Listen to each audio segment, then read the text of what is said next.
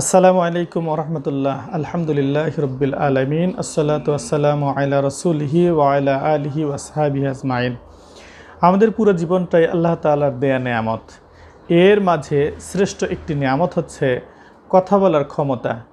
এই কথা বলার মাধ্যমে আমরা মনের ভাব আদান প্রদান করে থাকি, মনের আবেগ অনুভূতি প্রকাশ করে থাকি। আর এই কথা বলার মাধ্যমেই আমরা অন্যকে বন্ধুরূপে গ্রহণ করতে পারি। আবার এই কথায় আকৃষ্ট হয়ে অন্যের প্রতি আমাদের দুর্বলতা তৈরি হয়। কথার মাধ্যমেই মানুষকে শত্রুতে রূপান্তরিত হয়, আবার মানুষ এই কথার মাধ্যমে বন্ধুতে রূপান্তরিত হয়। আমরা নিজেরাও অনেকের কথায় আকৃষ্ট হই। মহান আল্লাহ তাআলা বলেছেন, খলাকাল ইনসান ওয়া আল্লামাহুল বায়ান। আমি মানুষ সৃষ্টি করেছি এবং মানুষকে আমি ভাষা শিক্ষা দিয়েছি, বর্ণনা করতে শিখিয়েছি। আবেগ অনুভূতি প্রকাশ করার একটি বড় মাধ্যম হচ্ছে কথা বলা। আর এই কথা বলার মাধ্যমেই আমরা কিন্তু জান্নাত লাভ করতে পারি। আর এই কথা বলার ত্রুটির কারণেই আমাদের জন্য জাহান্নাম অপেক্ষা করছে। আমাদের নবী হযরত মুহাম্মদ সাল্লাল্লাহু আলাইহি ওয়াসাল্লাম আমাদেরকে খুব সুন্দরভাবে সতর্ক করে দিয়ে বলেছেন, প্রকৃত মুমিন হচ্ছে সেই ব্যক্তি যার কথা এবং হাত থেকে অপর মুমিন নিরাপদ বা সকল মুমিন নিরাপদ। এখান থেকে বোঝা যাচ্ছে যে আমরা যদি হাত দিয়ে অন্যকে আঘাত না করি অন্যায়ভাবে, এবং মুখ দিয়ে যদি আমরা কাউকে কষ্ট না দেই অন্যায়ভাবে, কাউকে কষ্ট না দেই, আমার মুখের কথার মাধ্যমে যেন কেউ কষ্টপ্রাপ্ত না হয়, এই দিকে আমাদের সচেতন থাকা দরকার। কারণ আমার মুমিন হওয়া এবং মুমিন না হওয়া দুটাই নির্ভর করছে আমার কথা বলার বচনভঙ্গির উপরে, আমার কথা বলার মাপকাঠির উপরে। এজন্য আমাদেরকে সচেতন করা হয়েছে। আর এটার নিয়ন্ত্রণ আমরা করতে পারি, এই সক্ষমতা আমাদের আছে বলেই কিন্তু আমাদেরকে এমন আদেশ দেওয়া হয়েছে।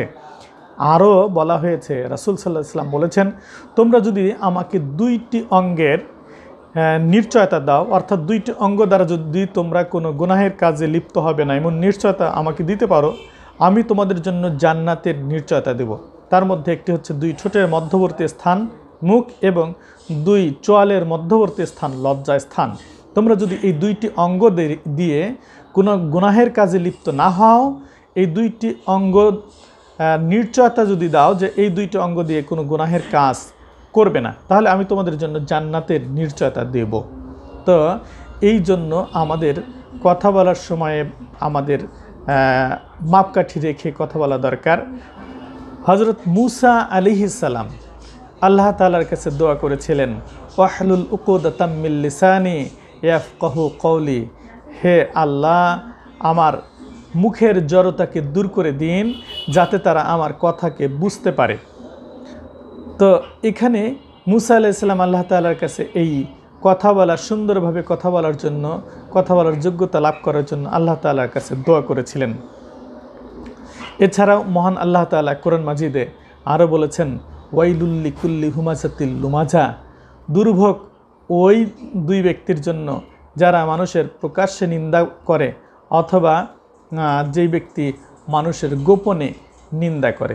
প্রকাশ্যে মানুষকে যে নিন্দা করে, ছোট করে, হেয় প্রতিপন্ন করে, তার জন্যও দুর্ভোগ, এবং যে গোপনে মানুষের নিন্দা করে, সমালোচনা করে, তার জন্যও দুর্ভোগ বলা হয়েছে। আমাদের নবী হযরত মুহাম্মদ সাল্লাল্লাহু আলাইহি ওয়াসাল্লাম আরও বলেন যে মুনাফিকের আলামত হচ্ছে তিনটি। তার মধ্যে একটি হচ্ছে সে যখন কথা বলে মিথ্যা বলে, কোনো ওয়াদা করলে সেটা ভঙ্গ করে, তার কাছে কোনো আমানত রাখলে সেটা খেয়ানত করে। এখানে এক নাম্বার যে কাজটা, কথা বলতে মিথ্যা বলে, এটা কিন্তু মুখ দিয়েই হয়ে থাকে। এজন্য এদিকে আমাদের সচেতন থাকা দরকার। আরেকটি হাদিসে আবার রাসূল সাল্লাল্লাহু আলাইহি ওয়াসাল্লাম বলেছেন, মুনাফিকের চিহ্ন হচ্ছে চারটি। তার মধ্যে কথা বলতে মিথ্যা বলে, আমানত রাখলে খেয়ানত করে, ওয়াদা করলে ভঙ্গ করে, আরেকটি হচ্ছে যখন রেগে যায়, কারোর সাথে ঝগড়ায় লিপ্ত হয়, তখন অশ্লীল ভাষায় কথা বলে। এই চারটি ত্রুটি যার মাঝে পরিলক্ষিত হবে, সেই ব্যক্তি মুনাফিক, প্রকৃত মুনাফিক বলে চিহ্নিত হবে। তাহলে মুনাফিকের জন্য জাহান্নামের সর্বনিম্ন স্তর অপেক্ষা করছে। এজন্য আমাদেরকে মুখের হেফাজত করতে হবে। আমরা যেন মুখ দিয়ে অশ্লীল কথা না বলি, এই বিষয়গুলো আমরা যেন মিথ্যা কথা না বলি, মুখ দিয়ে যেন পাপ কাজে জড়িত না হই। আমাদের এই মুখ যেন আমাদের জান্নাতে যাওয়ার একটি উপায় বা মাধ্যম হয়।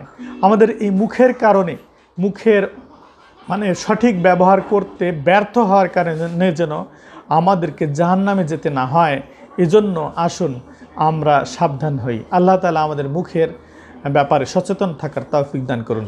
আমিন।